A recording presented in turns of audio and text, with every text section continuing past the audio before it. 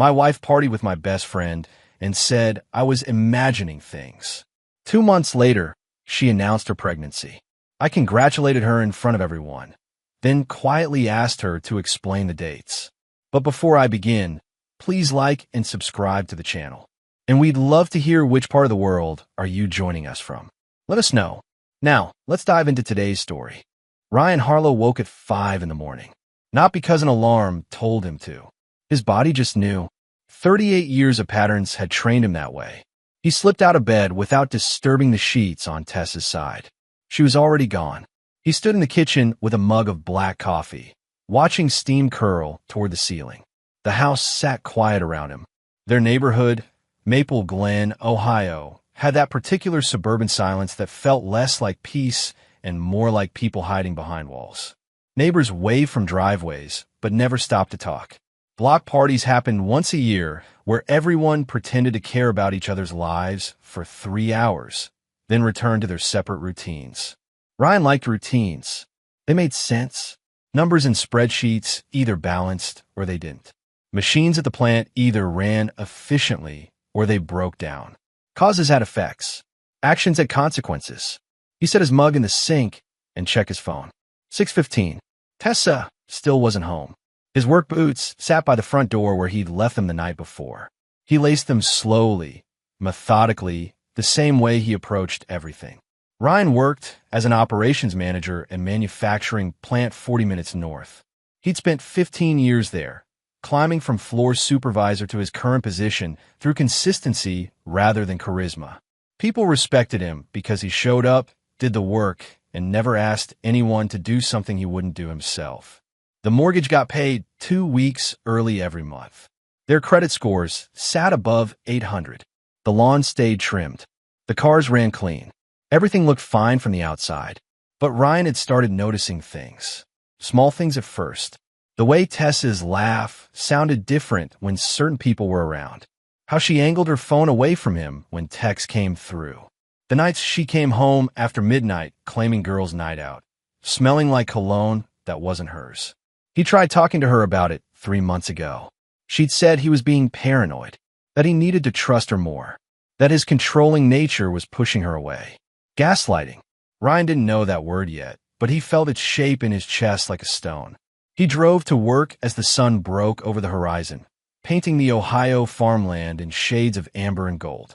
The plant sprawled across 20 acres, all steel and concrete and the constant hum of machinery. Ryan parked in his usual spot and walked through the employee entrance, nodding at the security guard. "Morning, Mr. Harlow." "Morning, Tom." His office overlooked the production floor. Through the window, he could see conveyor belts moving, workers in safety vests checking quality standards, forklifts transporting pallets. Everything had a place. Everything had a purpose. Ryan sat at his desk and opened his laptop. Emails loaded. Schedule adjustments. Equipment maintenance reports. A vendor invoice that didn't match the purchase order. He made a note to follow up. Details mattered.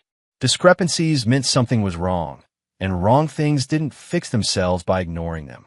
His phone buzzed. "Tessa, need to talk tonight. Important." He stared at the message for a long moment before typing back a simple, "Okay." The day passed in meetings and production reviews. Ryan ate lunch at his desk, a sandwich from home. He reviewed safety protocols with the floor supervisors. He approved overtime requests. He denied a supply order that came in 15% over budget and told the vendor to rebid. By the time he left at 6, the sun had already started its descent. He drove home through streets lined with identical houses, each with their manicured lawns and 2-car garages and the quiet desperation of people living just slightly beyond their means. Their house sat at the end of a cul-de-sac, a modest ranch style he'd bought 8 years ago before meeting Tessa. The title sat in his name alone. He'd purchased it with money saved from a decade of careful budgeting, back when he thought homeownership meant stability. Tessa's car was already in the driveway. Ryan walked inside and found her in the living room, sitting on the edge of the couch with her hands folded in her lap. She looked up when he entered, and he saw something in her expression he couldn't quite read. Nervousness, maybe, or excitement poorly disguised as nervousness. "Hey," she said. "Hey." He set his keys on the entry table. You said we needed to talk. Yeah. She stood, smoothing her shirt. I wanted to wait until you got home. It's kind of big news. Ryan waited. He'd learned lately that silence worked better than questions. People filled silence with truth more often than they answered direct inquiries. Tessa took a breath. I'm pregnant. The words hung in the air between them. Ryan felt his face arrange itself into something that probably looked like surprise. Or happiness. He wasn't sure which. He paused. That's big news. I know. She smiled, but it didn't reach her eyes. I took 3 tests. All positive. I have a doctor's appointment next week to confirm, but I'm pretty sure. Ryan walked to the couch and sat down. His mind was already calculating. When had they last been intimate? 6 weeks ago. Maybe 7. And even then, it had been perfunctory. Scheduled. The kind of sex that happens because it's been too long, not because anyone particularly wanted it. When do you think it happened? He asked, keeping his voice level. Tessa sat beside him, not quite close enough to touch. Probably, I don't know, maybe that weekend in September? When you were home between the Indiana trip and the Columbus conference? Ryan nodded slowly. The Indiana trip. 7 days at a plant shut down in Gary. He'd stayed at the Hampton in off Route 80. He had the receipts in his work folder. Company logs showing his badge scans at the facility. Dinner meetings with the shutdown crew. Everything documented because that's what his job required. That weekend between trips hadn't existed. He'd come home on a Thursday night and left again Monday morning for Columbus. Less than 4 days. And Tessa had been distant the entire time, claiming a headache, exhaustion from work, stress about her mother's health. He didn't say any of this. Instead, he reached over and squeezed her hand. We should tell people, he said. Relief washed across her face.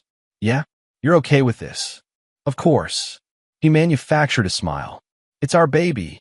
That night, after Tessa fell asleep, Ryan sat at the kitchen table with a notebook. The kind with graph paper, meant for tracking data. He opened to the first page and wrote the date at the top. Then he began writing down everything he remembered from the past 6 months. Dates Tessa had stayed out late. Names of people she'd mentioned.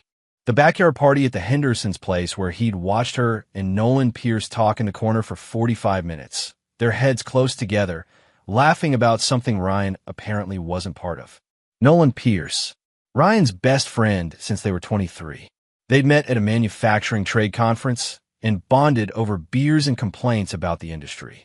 Nolan worked in sales for an industrial equipment supplier. Charismatic where Ryan was reserved. Quick with jokes and always the center of attention at gatherings. Ryan had introduced Nolan to Tessa 3 years ago at a barbecue. Watched them hit it off immediately. Thought it was good that his wife got along with his friends. He wrote Nolan's name in the notebook and underlined it twice. The next few weeks passed in a strange kind of performance. Tessa made doctor's appointments. Ryan went with her, sitting in waiting rooms that smelled like antiseptic and anxiety. They listened to the heartbeat on the ultrasound machine, watched a grainy image that supposedly showed their future. Ryan smiled at the right moments, asked the appropriate questions, held Tessa's hand in the parking lot afterward. At home, he continued his documentation. He noticed that Tessa texted constantly now, always with her phone tilted away. She started leaving rooms to take calls. When he asked who she was talking to, she said friends. Her mother. Work colleagues, even though she'd quit her job at the dental office 5 months ago, claiming the hours were too demanding. Ryan didn't push. He just wrote it down. One evening in late October, Tessa suggested they have a small gathering to announce the pregnancy to their families. Both sets of parents. Her sister, his brother, a few close friends. We could do it here, she said. This weekend. Nothing fancy, just people who matter. Ryan agreed. He spent Saturday cleaning the house while Tessa went shopping for decorations. She came back with pink and blue balloons, a cake from the grocery store bakery, little cards that said baby on board in cursive font. Their families arrived at 3. Ryan's parents first, his father immediately asking about the plant, his mother commenting on how good the house looked. Tessa's parents came next, her mother already tearing up before any announcement had been made. Then her sister, Julia, with her husband and their 2 kids who immediately started running through the house screaming. Ryan's brother showed up last, alone as usual, carrying a six-pack of craft beer he'd probably paid too much for. And Nolan came too, because of course he did, because he was Ryan's best friend. And why wouldn't he be there for something this important? They gathered in the living room. Tessa stood in the center with Ryan beside her, his hand on her lower back, because that's what supportive husbands did. "Thank you all for coming," Tessa said, her voice bright and nervous. "Ryan and I wanted to share some really exciting news with everyone who matters most to us." She paused for effect. "I'm pregnant." The room erupted. Ryan's mother burst into tears.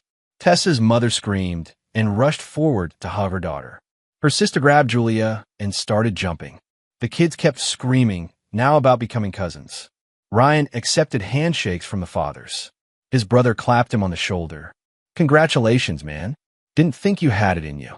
Everyone laughed. Ryan's eyes found Nolan across the room. He stood by the bookshelf, a beer in his hand, watching Tessa with an expression Ryan couldn't quite decipher. Not joy, not surprise, something more complicated. Their eyes met. Nolan raised his beer in a toast. Ryan nodded once and looked away. The party lasted 3 hours. People took photos, made plans for baby showers, discussed names and nursery colors. Ryan's father gave him advice about college savings plans. Tessa's mother talked about her own pregnancies and how beautiful motherhood would be. Ryan played his part perfectly. He laughed at jokes, accepted congratulations, stood next to Tessa in photos that would probably end up on social media, with captions about blessings and new chapters. When everyone finally left and the house fell quiet again, Ryan started cleaning up. He collected empty bottles and plates with half-eaten cake. He popped balloons and threw them away. He wiped down counters and loaded the dishwasher. Tessa watched him from the doorway. "That went well," she said. Ryan rinsed a glass under the faucet. "Yeah." Everyone seemed happy. "You seemed distant." He shut off the water and turned to look at her. Really look at her. She stood there in the dress she'd bought specifically for today, her hair done in that way that probably took an hour, her makeup carefully applied to hide the tiredness around her eyes. "I'm not distant," he said. "I'm just tired." "You've been tired a lot lately." "Yeah, work's been demanding." She crossed her arms. "Is this about Nolan?" Ryan felt something shift in his chest. "What about Nolan?" "At the Hendersons' party. You kept watching us. You asked me about it afterward." "I asked because you two seemed really close. We were just talking." Her voice had that edge now, the one that meant a fight was coming. "You're so paranoid lately. I can't even have a conversation without you analyzing it." Ryan set the glass in the dishwasher. He dried his hands on a towel and folded it precisely, lining up the edges. "When did it happen?" he asked quietly. "When did what happen?" "The pregnancy. When exactly do you think you got pregnant?" Tessa's face changed. A flicker of something passed through her eyes. "I already told you. That weekend in September, right?" Ryan nodded. "The weekend between my trips." "Yeah. The weekend where I got home Thursday night and left Monday morning for Columbus." Tessa was very still now. So I was in Indiana for a week before that. Gary, Indiana. Plant shut down. The whole operations team was there. I have hotel receipts, company records, photos from team dinners. "What are you saying?" Ryan met her eyes. "I'm saying the dates don't match. I'm saying you claim you got pregnant during a weekend where you barely let me touch you, where you said you had a headache, where you slept on the couch 2 out of 3 nights because you claimed I was snoring. You're being ridiculous." "Am I?" Tessa's hands were shaking now. "You think I'm lying? I think the math doesn't work. So what? You think I cheated? You think this baby isn't yours?" Her voice rose, high and sharp. "Is that what you're accusing me of?" Ryan didn't raise his voice. He never did. "I'm not accusing you of anything. I'm just pointing out that the timeline you gave doesn't align with the facts. I can't believe this." She grabbed her purse from the counter. "I can't believe you're doing this to me right now. I just announced our pregnancy to our families, and you're accusing me of cheating." "I didn't use that word." "You didn't have to." She headed toward the door. "I'm staying at Julia's tonight. I can't deal with this." Ryan listened to her car start in the driveway, listened to it pull away into the night. Then he walked to the spare bedroom, opened his laptop, and pulled up his calendar from September. He took screenshots of his schedule. downloaded his hotel receipt from the company travel portal, pulled up the team photo from the shutdown in Gary where he stood with 12 other people, a timestamp in the corner showing the date and location. He saved everything to a new folder on his desktop, labeled it with the date. Then he opened his notebook and added another entry. That night, Ryan slept on the couch. Not because he was angry. Anger required energy he didn't have. He was just finished. Something had broken inside him, not with a dramatic crack, but with a quiet settling, like a structure finally giving way under pressure it had been bearing too long. He woke at 5 out of habit, made coffee, sat at the kitchen table watching dawn break through the window. Tessa came home at 7. She looked like she hadn't slept. Her mascara from yesterday had smudged under her eyes. She stood in the doorway holding her purse like a shield. "We need to talk," she said. "Okay." She sat across from him at the table. Neither of them reached for the other. "I'm sorry about last night," she began. "I was overwhelmed. It was a big day, and you were making these accusations." "They weren't accusations. They were observations." "Fine. Observations." She rubbed her face. "But you're wrong. About the dates. About everything. This baby is yours, Ryan. I don't know why you're trying to make it something else." Ryan sipped his coffee. It had gone lukewarm. "I need you to stay somewhere else for a while." Tessa blinked. "What?" "I need space. To think. To figure out what's happening here." "You're kicking me out?" Her voice went sharp again. "While I'm pregnant, I'm asking you to stay somewhere else temporarily. This is my house, too." Ryan set his mug down carefully. "Actually, it's not." "What?" "The house. It's not yours. I bought it before we got married. The deed is in my name. Only my name." Tessa stared at him. "You can't be serious." "I'm completely serious." He stood and walked to the filing cabinet in the corner of the kitchen. He pulled out a folder and handed it to her. "This is a copy of the deed. This is a copy of the prenuptial agreement we signed that states this property remains separate. And this is Ohio property law regarding separate property in marriage." She opened the folder with shaking hands, looked at the papers. Her face went pale. "Under Ohio law, you have certain rights as a spouse," Ryan continued in that same calm voice he used at work when delivering bad news. "But those rights don't include automatic ownership of property purchased before marriage and maintained as separate property throughout. I've been paying the mortgage from my separate account. I've paid for all maintenance and improvements from my separate account. There's a clear paper trail. I can't believe you're doing this. You have 30 days to find other arrangements. That's more than legally required. I'm being generous." Tessa's hands clenched around the folder. "Generous? You're throwing me out while I'm pregnant, and you call that generous? I'm giving you a month to figure out your next step. I'll continue paying for your health insurance through my work plan until the baby is born. That's also generous. You're abandoning your child. I'm protecting myself from a situation that doesn't add up." She stood suddenly, the chair scraping against the floor. "Everyone's going to know about this. I'm going to tell everyone what you're doing. Your family, my family, our friends. Everyone will know you're abandoning a pregnant woman." Ryan looked at her steadily. "Tell whoever you want. The facts don't change." "What facts?" "Your paranoid assumptions. The timeline that doesn't work. The way you guard your phone. The nights you don't come home. The fact that you and Nolan can't seem to stay away from each other at social gatherings." Tessa's face flushed red. "There's nothing between me and Nolan." "Then you'll have no problem with a DNA test when the baby's born." The words hung in the air like a challenge. Tessa opened her mouth, closed it, opened it again. "A DNA test. Standard paternity testing. Non-invasive. Completely legal. If you're so certain the baby is mine, there's no reason to object. I can't believe you don't trust me. Trust has to be earned, Tessa. And right now, the evidence isn't supporting your story." She grabbed her purse and headed for the door. Stopped with her hand on the knob. "You'll regret this," she said without turning around. "Maybe, but I'll regret it on my terms, not yours." She left. The door clicked shut with a finality that sounded like punctuation. Ryan poured his cold coffee down the sink and made a fresh pot. Then he called his attorney. The attorney's office sat in a strip mall between a tax preparation service and a martial arts studio. Ryan had found him through a referral from someone at work who'd gone through his own divorce 2 years earlier. The advice had been blunt. Get someone who doesn't try to save your marriage, just your assets. Michael Torres ran a small practice specializing in family law. His office smelled like old coffee and printer toner. Degrees hung on the wall from a law school Ryan had never heard of. No prestigious pedigree, but the guy had a reputation for being thorough and ruthless when the situation called for it. They sat across from each other, a scarred desk between them. "Walk me through everything," Torres said, a legal pad open in front of him. Ryan did. He explained the timeline discrepancies, the behavior changes, the pregnancy announcement, the confrontation.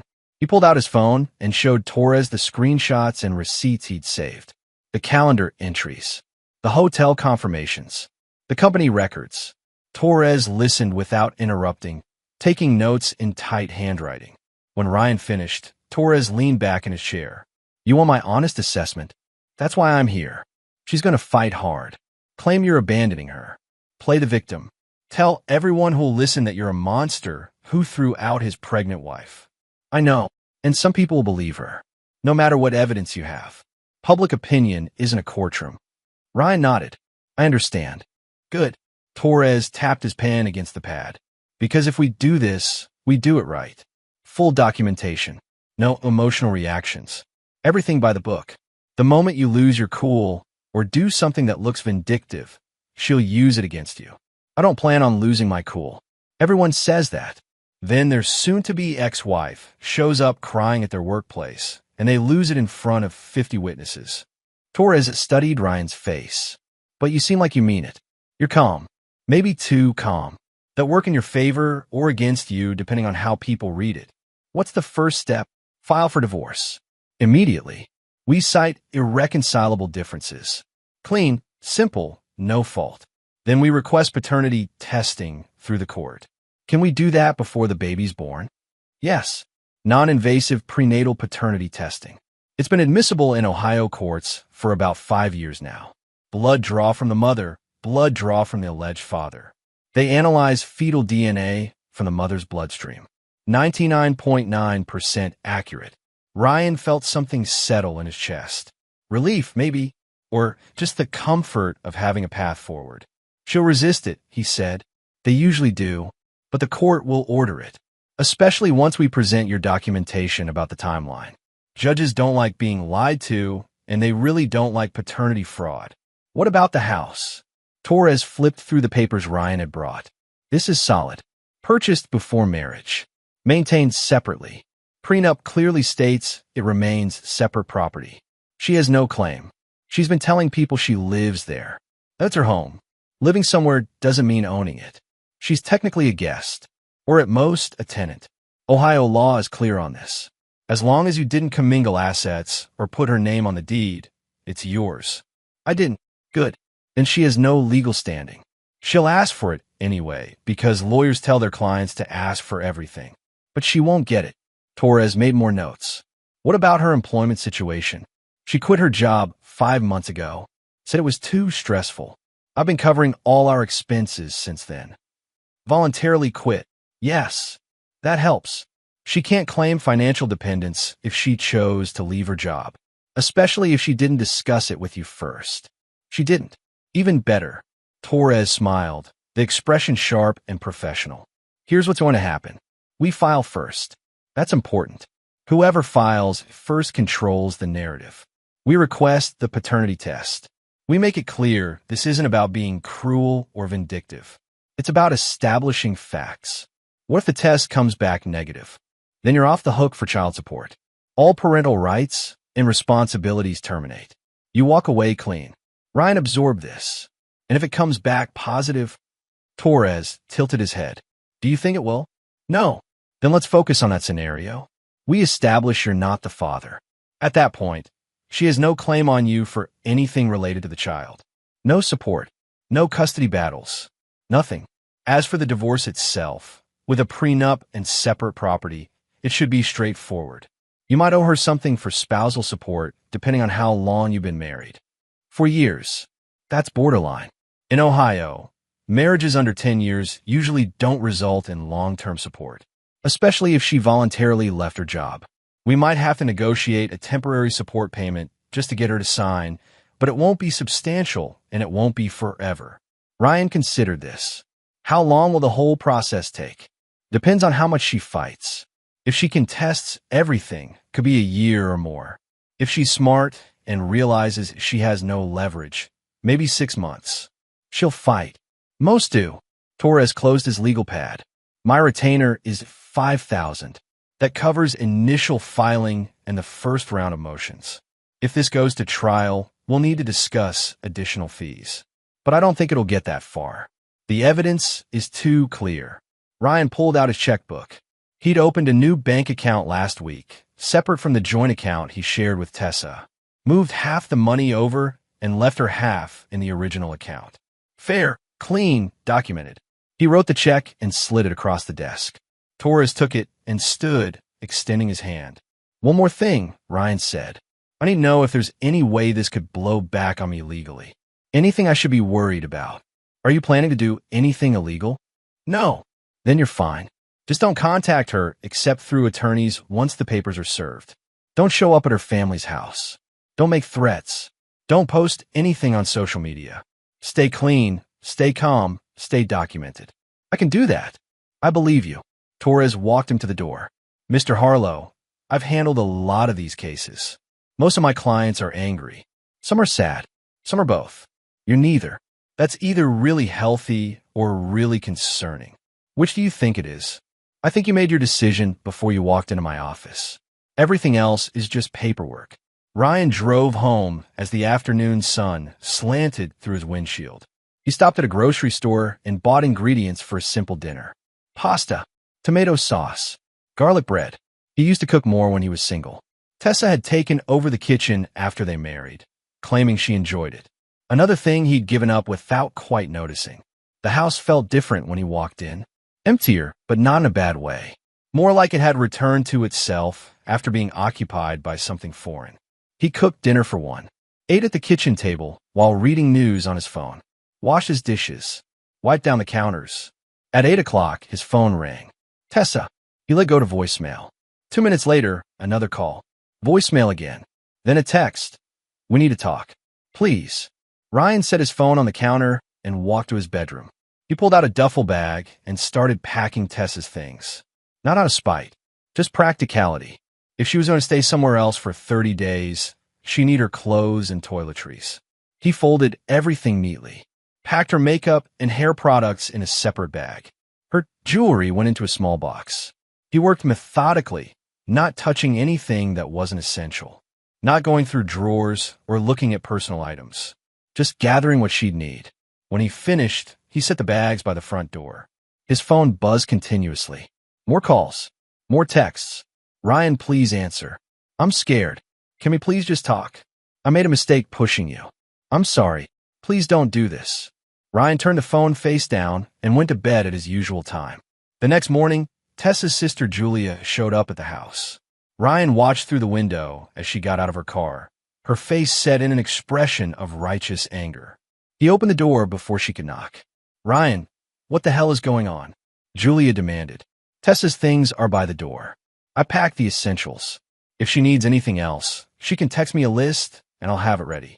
You can't just throw her out. She's pregnant. I'm aware. Do you have any idea how this looks? What people are saying?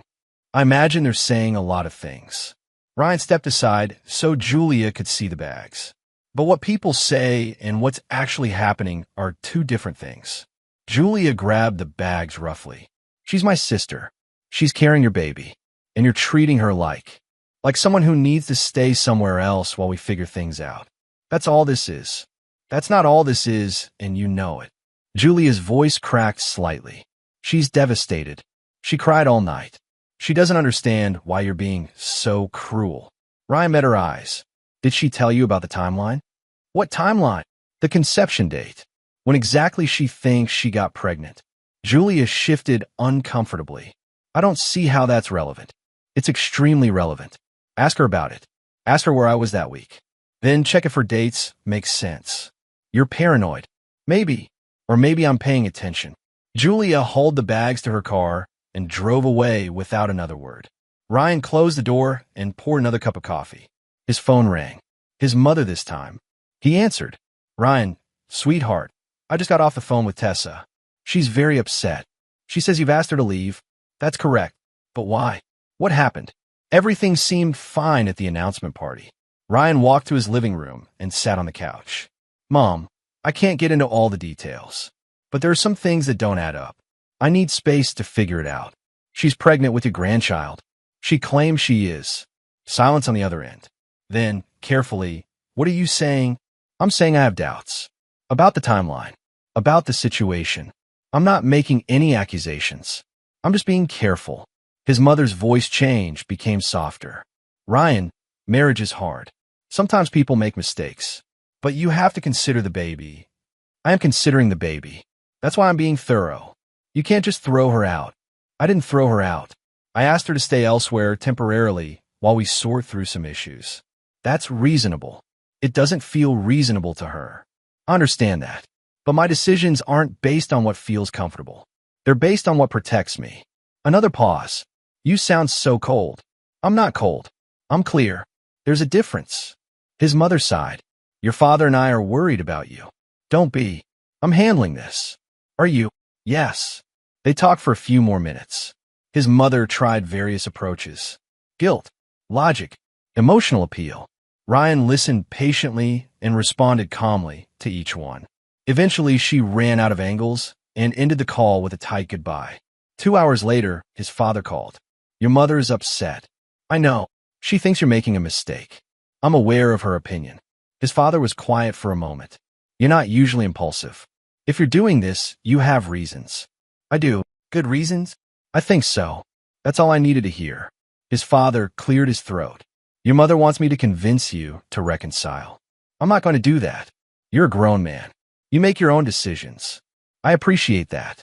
But I'm going to say this. Whatever you start here, finish it. Don't do things halfway. If you're going to walk this path, walk it all the way to the end. Ryan felt something warm in his chest. Understanding from someone who knew him. I will, he said. All right then. His father's voice roughened slightly. Call if you need anything. They hung up. The rest of the day passed quietly. Ryan went to work, came home, ate dinner, documented everything in his notebook. At 9 p.m., there was a knock on his door. Nolan Pierce stood on his front step, hands in his pockets, looking uncomfortable. Ryan opened the door wider. Want to come in? Nolan hesitated, then stepped inside. They stood in the entryway, not moving to sit down. Tessa called me, Nolan said. She's pretty messed up about all this. I imagine she is. She said you're accusing her of cheating. Ryan tilted his head slightly. I haven't accused her of anything. I've questioned the timeline of her pregnancy. There's a difference. Seems like the same thing to me. Then you're not paying attention. Nolan shifted his weight. Look, man, I know things have been weird lately, but you can't honestly think. Can't think what? That she'd do something like that. Ryan studied his best friend's face. The way he wouldn't quite meet Ryan's eyes. The tension in his shoulders. The careful way he chose his words. How often do you talk to Tessa? Ryan asked quietly. What? Simple question. How often do you two communicate? Texts, calls, whatever. I don't know. Not that often. Why? Because I've seen her phone light up with your name a lot lately. Because at the Hendersons' party, you two talked in the corner for 45 minutes. Because every time there's a gathering, you two gravitate toward each other. Nolan's face reddened. We're friends. You're the one who introduced us. I did. And I thought it was good that my wife got along with my best friend. Past tense. What's that supposed to mean? It means I'm starting to connect dots I should have connected months ago. You're being paranoid. Everyone keeps saying that. But paranoia implies the fear is irrational. What I'm experiencing is pattern recognition. Nolan took a step back. I came here to try to help. To see if I could get you two to work things out. Did Tessa ask you to come? What? No. I just thought. You're lying. Ryan's voice stayed level. You're lying right now to my face in my house. She sent you here to convince me to back down. To make me feel crazy for questioning things. That's not. Get out. Nolan stopped. Ryan, get out of my house. They stared at each other. Ryan felt completely calm. Beyond anger. Past hurt. Just clear about what he was seeing. Nolan left without another word. Ryan locked the door behind him and added a note to his documentation. The divorce papers got served 2 weeks later. Ryan had anticipated dramatics, but Tessa surprised him by accepting the documents calmly. Her attorney was exactly what Ryan expected, a middle-aged woman with a reputation for aggressive representation of wives in divorce cases.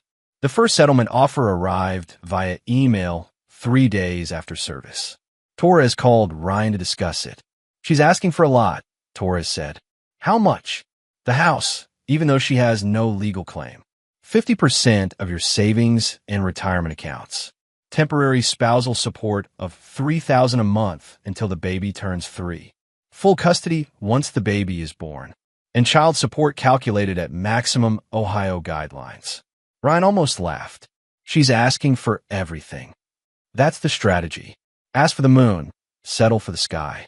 Her attorney knows she won't get most of this. They're hoping you'll negotiate somewhere in the middle out of guilt or exhaustion. What's our counter? We don't counter yet. First, we wait for the paternity test. That's the nuclear option that makes everything else irrelevant. When's that scheduled?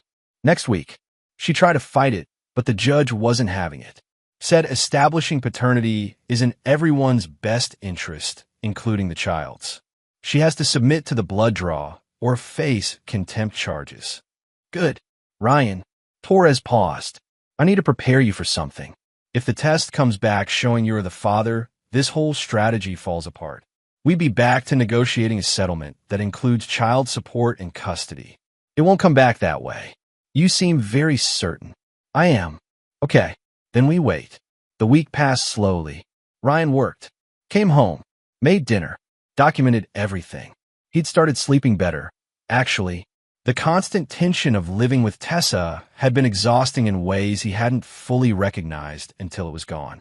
His phone buzzed less now. Tessa had stopped calling after her attorney told her all communication needed to go through legal channels. His family had mostly given up trying to change his mind. A few friends had reached out, awkward messages asking if he was okay. He responded politely and briefly. Nolan hadn't contacted him at all. The test results came back on a Tuesday. Torres called him at work. "We got the results." Ryan walked outside to the parking lot, phone pressed to his ear, and 0% probability of paternity. Ryan stood very still. Across the lot, trucks backed up to loading docks. Forklifts moved pallets. Everything continued exactly as it had before, but something fundamental had shifted. 0, he repeated. "Not even close. The report is conclusive. You are not the biological father." Okay. That's all you have to say. What else is there? I was right. The timeline didn't work because it wasn't my child. Torres made a noise that might have been admiration or concern. "We're filing this with the court today, along with a motion to terminate all child-related claims and demands. You're off the hook for everything related to the baby." "What about the divorce?" "That proceeds normally, but without the child complicating things, it's straightforward. She has no claim to the house. Her voluntary unemployment means limited spousal support. We're looking at maybe 6 months of temporary support, tops. Maybe 5,000 total. Small price to pay." Ryan let out a breath. "Good. There's one more thing. Her attorney called me after getting the results. She's going to claim you're the one who cheated, that you drove her to it through emotional abuse and neglect. Let her claim whatever she wants. The facts don't support it. That's what I told her. But be prepared for it to get ugly before it gets resolved. People don't like being exposed." Ryan ended the call and went back inside. He sat at his desk and opened his calendar, looking at the dates ahead. In 6 months, maybe less, this would all be over. He'd be single again, alone again, free again. The thought didn't scare him at all. The courtroom smelled like old wood and recycled air. Ryan sat at a table next to Torres, hands folded calmly while they waited for the judge to enter. Across the aisle, Tessa sat with her attorney, Karen McMasters. Tessa's pregnancy showed now, a small curve visible under her dress.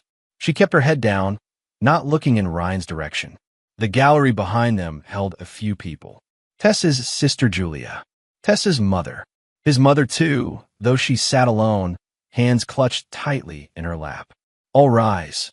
Judge Margaret Sullivan entered through a side door. Late 50s, gray hair pulled back severely, reading glasses on a chain around her neck. She'd been on the family court bench for 12 years. Torres had told Ryan she had a reputation for no-nonsense rulings based on evidence rather than emotion. They sat. Judge Sullivan opened a folder on her desk and read silently for what felt like several minutes. The courtroom stayed quiet except for the hum of fluorescent lights. Finally, she looked up. "I've reviewed the paternity test results," she said. Her voice carried easily in the small space. "I've also reviewed the preliminary motions, the property documentation, and the initial settlement demands. Ms. McMasters, I'm going to give you an opportunity to explain your client's position." Kara McMasters stood. She was tall, professionally dressed, with the kind of smooth voice that probably worked well in negotiations. "Your Honor, my client is a pregnant woman who was asked to leave her marital home during an extremely vulnerable time. Mr. Harlow's actions have been punitive and controlling. While the paternity test results are unfortunate, they don't excuse his treatment of my client. She remains entitled to spousal support, division of marital assets, and compensation for the emotional distress caused by his abandonment." Judge Sullivan made a note. "Mr. Torres?" Torres stood. "Your Honor, Mr. Harlow asked Ms. Harlow to stay elsewhere temporarily after discovering significant timeline discrepancies regarding her claimed pregnancy date. This was after she admitted to late nights out, guarded phone usage, and other behavior that raised legitimate concerns. The property in question was purchased by Mr. Harlow before the marriage and maintained as separate property per their prenuptial agreement. Ms. Harlow voluntarily quit her job 5 months ago despite no financial necessity to do so. My client has conducted himself with restraint and propriety throughout this process." "I see." Judge Sullivan looked at Tessa. "Ms. Harlow, I'd like to hear from you directly. Can you explain to me why you believe you're entitled to the marital home?" Tessa stood slowly. Her hands shook slightly as she gripped the table edge. "It's been my home for 4 years, Your Honor," she said softly. "I've lived there, decorated it, made it ours. Just because the deed is in his name doesn't mean it's not mine too. Did you contribute financially to the mortgage or property improvements?" Tessa hesitated. "I contributed in other ways. I took care of the house, cooked, cleaned." "Were those contributions explicitly agreed upon as payment toward the property?" "No, but then legally, those are marital contributions, not property ownership contributions. They might factor into support calculations, but they don't establish an ownership interest." Judge Sullivan's voice remained neutral. "What about your employment? Why did you leave your job?" "It was too stressful. The hours were difficult." "Did you discuss this decision with Mr. Harlow before quitting?" Tessa glanced at her attorney. "No." "Did you have another job lined up?" "No, Your Honor." "Were there health reasons or other compelling circumstances that required you to stop working?" I needed a break." Judge Sullivan made another note. "Ms. Harlow, I'm going to be very direct with you. You engaged in extramarital relations that resulted in a pregnancy. You claimed the child was your husband's despite timeline inconsistencies. When confronted, you attempted to gaslight him and accused him of paranoia. The paternity test definitively proved he was not the father. You then demanded the property he owned before your marriage, substantial spousal support despite voluntarily leaving your employment, and child support for a child that is not his. Do I have these facts correct?" Tessa's face crumpled. "He abandoned me while I was pregnant. He asked you to stay elsewhere after discovering your infidelity and false paternity claims. That's not abandonment. That's self-protection." Judge Sullivan leaned forward slightly. "Ms. Harlow, this court deals with difficult situations every day, but it deals with them based on law and evidence, not on who cries more convincingly. The evidence here is clear." Kara McMasters stood quickly. "Your Honor, my client is genuinely remorseful. She made mistakes, yes, but she's still entitled to fair treatment under Ohio marital law. She is entitled to fair treatment, which is what she's getting." Judge Sullivan flipped through more papers. "Let me address each claim individually. First, the house.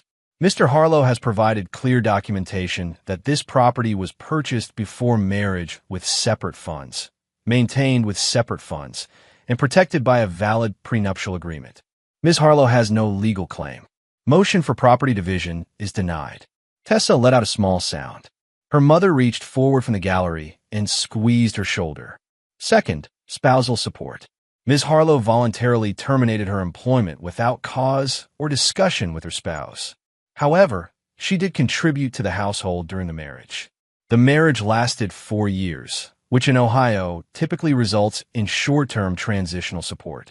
I'm ordering Mr. Harlow to pay spousal support of $1,000 per month for 6 months. After that, support terminates. Ryan felt Torres relax slightly beside him. Third, child support and custody. The child is not Mr. Harlow's. He has no legal responsibility, no parental rights, and no obligations related to this child. All claims related to the child are dismissed. Your Honor, Karen McMasters tried again. My client is in a genuinely difficult position. She's pregnant, unemployed, and those are consequences of her own choices, Judge Sullivan interrupted. I sympathize with difficult situations, but this court cannot and will not reward fraudulent behavior. Ms. Harlow misrepresented paternity. She attempted to claim property to which she had no right. She voluntarily left employment and then demanded her husband support her indefinitely. These are not the actions of someone operating in good faith. She closed the folder. The divorce is granted. Mr. Harlow retains sole ownership of the property. Temporary spousal support as outlined. No child-related obligations. The marriage is dissolved effective immediately pending the standard waiting period. Do either of you have any questions? No, Your Honor, Torres said. Karen McMasters looked at Tessa, who was crying silently now. No, Your Honor. Then we're adjourned. The gavel came down with a sharp crack. Ryan stood and shook Torres's hand. Around them, people started moving. Tessa's mother rushed to her daughter. Julia glared at Ryan from across the aisle. His own mother sat still, her expression unreadable. They walked out of the courtroom into the hallway. Tessa and her family went in one direction. Ryan and Torres went in the other. That went as well as we could have hoped, Torres said. Clean victory. You're done with this. Ryan nodded. He felt nothing. Not triumph. Not vindication. Just completion. His mother approached from down the hall. She stopped a few feet away, studying his face. Are you satisfied now? She asked quietly. I'm resolved. That poor girl is destroyed. That poor girl lied about who the father of her child was and tried to take everything I owned. She destroyed herself. His mother's lips pressed together. When did you become so hard?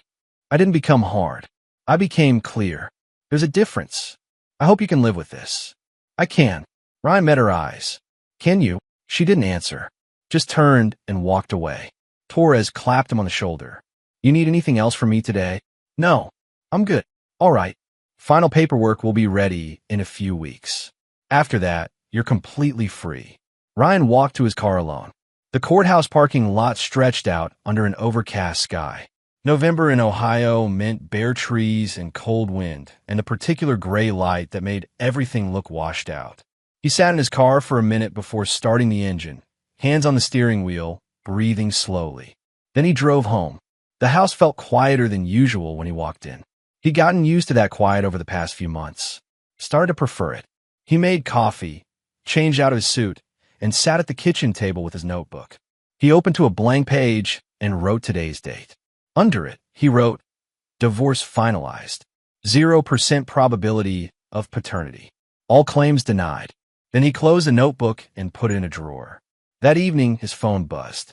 A number he didn't recognize. Hello. Ryan? It's Nolan. Ryan almost hung up, but curiosity stopped him. What do you want? I heard about the court hearing. About the results. Nolan's voice sounded strained.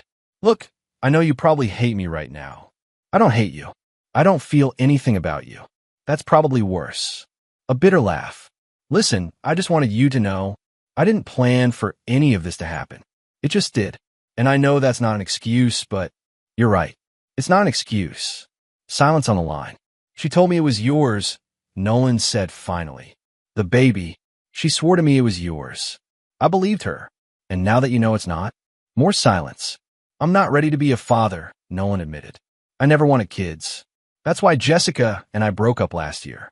She wanted marriage and children, and I couldn't do it. Ryan felt something cold settle in his chest.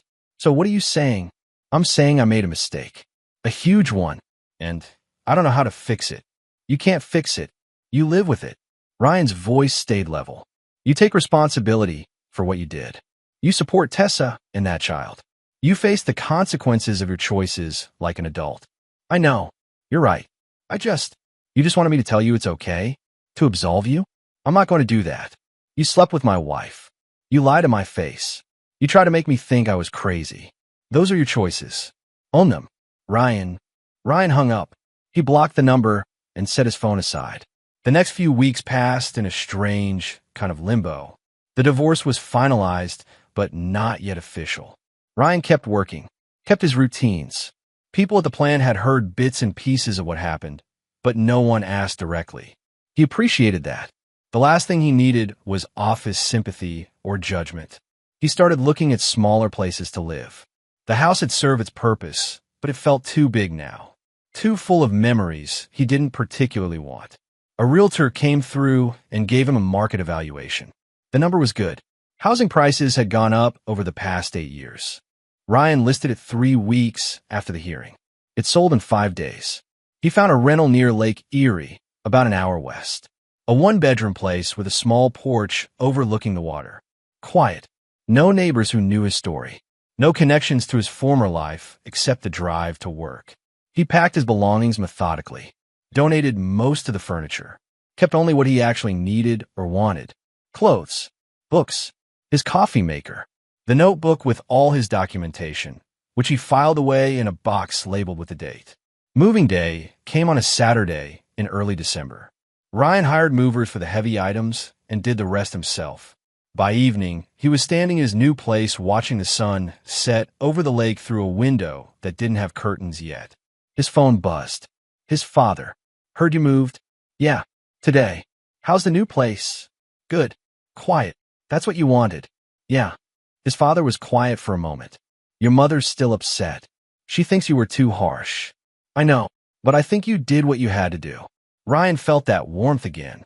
Understanding. Thanks. You doing okay? I'm doing fine. Good. That's good. His father cleared his throat. Listen, your mother and I are having Christmas at the house this year. You're welcome to come. No pressure. But the invitation's there. I'll think about it. Fair enough. Take care of yourself, son. They hung up. Ryan ordered pizza from a place down the road and ate it sitting on his porch despite the cold. The lake stretched out dark and vast, lights from boats dotting the surface. Somewhere out there, people were living their lives, making their choices, dealing with their consequences. He'd done what he needed to do, protected himself, stood firm, didn't back down when everyone told him he was being cruel or unreasonable or paranoid. The facts had proven him right. That should have felt satisfying, vindicating. Instead, it just felt necessary. 3 months after the divorce finalized, Ryan ran into Tessa at a grocery store. She was showing significantly now. The pregnancy must have been close to term. She stood in the produce section, hand resting on her stomach, staring at tomatoes like they held some complex answer. Ryan could have turned around, could have gone to a different section, but something made him continue down the aisle. She looked up and saw him. Her face went pale. Ryan, Tessa. They stood there for a moment, separated by a display of apples. How are you? She asked, her voice barely above a whisper. Fine. You? She touched her stomach again. Managing. Ryan nodded. He didn't ask about the baby. Didn't ask about Nolan. Didn't ask about her living situation or employment or any of it. I need to apologize, Tessa said suddenly. I know you probably don't want to hear it, but I need to say it. I was wrong. About everything. I lied. I tried to manipulate you. I tried to take things that weren't mine. And I'm sorry. Ryan studied her face. She looked tired. Older somehow. The kind of aging that comes from stress rather than time. Okay, he said. That's it? Just okay. What else do you want me to say? That I accept your apology? That it's all water under the bridge? It's not. You made your choices. I made mine. We both have to live with them. Tessa's eyes filled with tears. I didn't mean for things to turn out like this. No one ever does. But they did anyway. Do you hate me? Ryan considered the question honestly. No, I don't hate you. I don't really feel anything about you anymore. You're just someone I used to be married to. She wiped at her eyes. That's somehow worse than hate. Maybe, but it's the truth. Nolan, she trailed off. I don't want to know. He's not. I don't want to know, Ryan repeated, more firmly. Tessa nodded. She picked up a tomato, looked at it, put it back down. I hope you find what you're looking for, she said quietly. I already found it. It's called peace. Ryan walked past her, finished his shopping, and left the store. He never saw her again. Years passed with the kind of quiet steadiness that Ryan had always preferred. He stayed in a rental near Lake Erie, eventually signing a long-term lease that the landlord was happy to offer. The work at the plant continued. He got promoted to regional operations director, which came with more responsibility and better pay, but didn't fundamentally change his routine. He woke at 5, made coffee, went to work, came home. The simplicity felt right. Ryan dated occasionally. Nothing serious. A woman from the accounting department at work took him to dinner a few times. They went to movies, shared meals, eventually drifted apart when she got offered a job in Cleveland and neither of them felt strongly enough to try long distance. A yoga instructor he met at a coffee shop lasted 3 months. She was kind and funny and had a way of making mundane things feel interesting. But when she started talking about moving in together, Ryan realized he wasn't ready. Might never be ready. They ended things amicably. He didn't consider himself closed off, just careful, intentional. He knew what he wanted from life now, and it didn't include the kind of entanglement that required trusting someone else with his foundation. 5 years after the divorce, Ryan's father died. Heart attack. Quick and unexpected. Ryan took time off work and drove back to Maple Glen for the funeral. His mother looked smaller somehow. Grief did that to people. She hugged him at the service, held on longer than usual. I'm glad you came, she said. Of course I came. They stood in the funeral home, surrounded by his father's friends and colleagues. People shared stories, talked about what a good man he'd been, how fair, how steady. Ryan recognized himself in those descriptions. At the reception afterward, his mother pulled him aside. Your father was proud of you, she said. I hope you know that. I do. He understood why you did what you did. Back then, with Tessa, she looked down at her hands. I didn't. Not for a long time. But I think I do now. It's okay if you don't. No, I need you to hear this. She met his eyes. You were right. You protected yourself. And that took strength I didn't understand at the time. I thought you were being cruel, but you were just being clear. Ryan felt something shift in his chest. Forgiveness he hadn't realized he needed. Thank you, he said quietly. His mother squeezed his hand. Your father would be proud of who you've become. Ryan stayed in town for 3 days, helping his mother with arrangements and paperwork, going through his father's things, sorting what to keep and what to donate. The process felt familiar, methodical, necessary. On his last evening before driving back to the lake, he took a walk through his old neighborhood, past the house where he'd lived with Tessa. Someone else owned it now, a family with kids, bikes in the driveway, a trampoline in the backyard. He felt nothing looking at it. No nostalgia, no regret, just acknowledgement that it had been a chapter in his life that was now closed. He drove back to Lake Erie as the sun set behind him, leaving Maple Glen in the rearview mirror. More years passed. Ryan turned 45, then 48. His hair grayed at the temples. His face showed lines that came from squinting at spreadsheets and machinery rather than from worry. He bought the rental property when the landlord decided to sell. It made financial sense. He invested well, saved carefully, built a life that was stable and peaceful and entirely his own.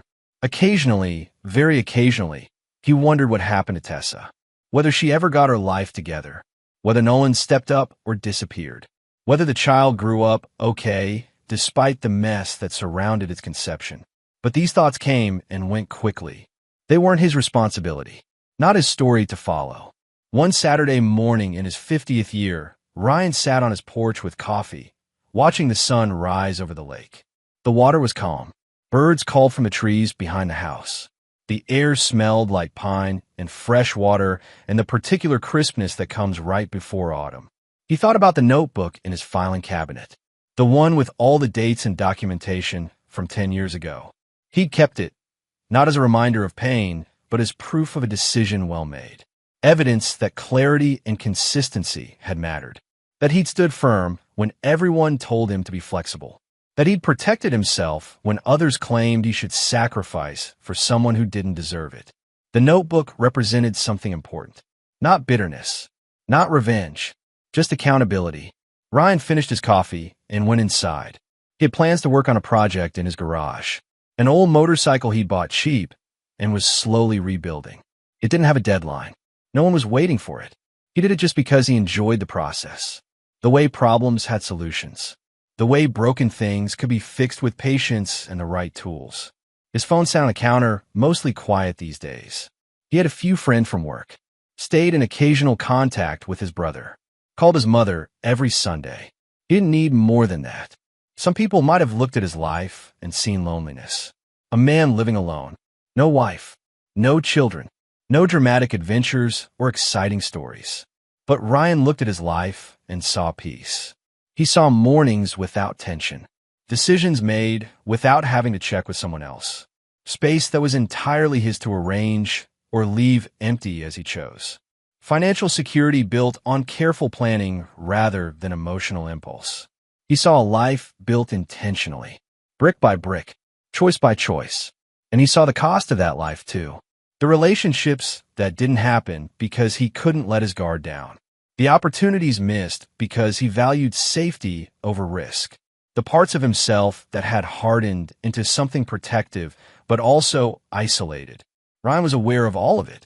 He'd made his choices with open eyes, and he didn't regret any of it. That evening, as the sun set and painted the lake in shades of orange and purple, Ryan thought back to that moment in the courthouse, when Judge Sullivan had ruled in his favor. When the facts had aligned and the truth had emerged and accountability had actually occurred. People called it karma, justice, comeuppance. Ryan called it consequences. Actions had results. Lies got exposed. Fraud got punished. People who thought they could manipulate reality eventually collided with facts that didn't care about their feelings or excuses. He'd been part of that collision once. Had stood firm while the impact happened. Had weathered the social pressure and emotional manipulation and desperate attempts to make him back down. And when it was over, he'd walked away clean. Not happy in some explosive way.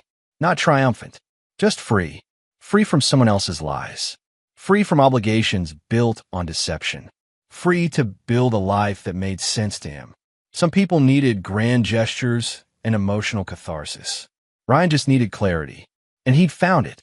Had held on to it. Had built 10 years of steady, quiet life on the foundation of one hard decision made at exactly the right time.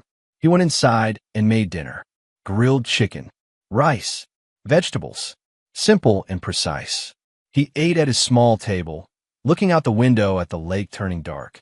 After dinner, he washed his dishes and wiped down the counters and turned off the lights. He locked the door and checked the windows. Routines that made sense. That kept things orderly. Then he went to bed early because he'd wake at 5 tomorrow. Same as always. Same as he'd been doing for 30 years. And as he drifted off to sleep in his quiet house by the lake, Ryan Harlow felt no regret. No bitterness. No anger. Just the deep, settled peace that comes from knowing you made the right choice. And never looked back.